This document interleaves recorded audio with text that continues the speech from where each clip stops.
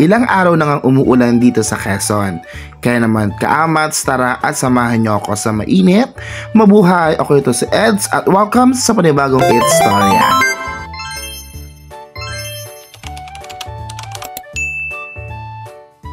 Dito sa bayan ng Tayabas, lalawigan ng Quezon, matatagpuan ang Bukal Mainit Hot Spring. 170 pesos ang entrance fee dito. Bukas ang kanilang resort mula alas 7 hanggang alas 4 ng hapon. Ito ang mga price list ng kanilang cottage. Kasama ko nga pala dito ang aking pamilya, ang pamilya masagana. Hindi ka na mahihirapang magbuha ng inyong mga dalang pagkain at kung anik-anik dahil meron silang push cart.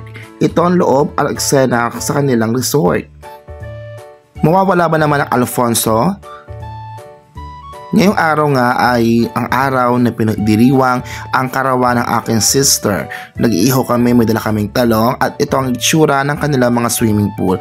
Nakakatawa lang dito, hindi ito yung ordinaryong swimming pool na hinakala mo malamig na kahit umuulan ay maihirapang kamaliko dahil ang kanilang pool ay may kasamang init. So ito yung pool na una kong tinubugan parang karabaw lang. Napakainit ang temperatura dito at talaga naman marelax ka at lahat ng mga sakit sa iyong katawan ay mawawala. Akala ko nung una hindi ko kaya yung init pero nung tumagal nag-enjoy na ako.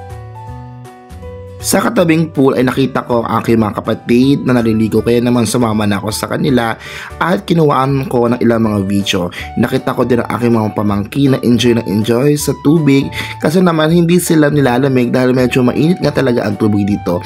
Nakita ko din sila nag-slide at talagang tuwan-tuwa sila. Buti na lamang at talagang napunta kami dito sa mainit kasi nakaka-relax naman at enjoy ang mga bagets.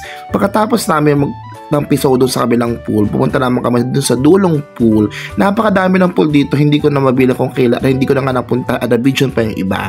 Ito yung pool na maganda, malawak at nakakatawa dito. Meron silang shower na kung saan binubuhos yung maraming tubig na mainit. Kaya naman sabi ko pumunta ako doon para mag-video at of course para maramdaman yung init ng tubig na pumapatak sa aking ulo pababa. Nakaka-relax at nakakawala ng pagod dahil naman deserve natin talaga ito para sa ating mga ginagawa sa buhay. Pagkatapos namin maligo doon, sabi ko sa aking mga kapatid at sabi ko kay nanay, Nay, punta tayo doon sa isang pool. Sa una ko pinuntat kasi masabit ko yon. Ang ganda ng init kasi doon. Sobrang nakakapaso at nakaka-relax. Kaya mas bagay sa atin yan para mawala yung sakit ng ating mga katawan. Umabot siguro ng halos kalating oras ang aming pagbabad dito. Kung mapapansin nyo, puro mga thunders ang mga nandito kasi talaga nakakararas naman talaga ang tubig dito. Pagkatapos nakita ko yung kamukha ng chowa mo, ito ba yon? At namasyal pa ako at nakita ko doon yung mga hayop na katulad ng chowa mo. May mga baliyan ng kumakain ng mga manloloko katulad ng chowa mo. Napaka-beauty ko kasi malapit na ang Valentine's Day. So mga kaamats, kung talaga na iinit ang ulo nyo ay pumunta kayo dito sa Mainit Hot Spring kasi sigurado mawawala ang inyong mga sakit sa inyong mga katawan. Napakaganda dito, farm vibes at bonggang-bongga.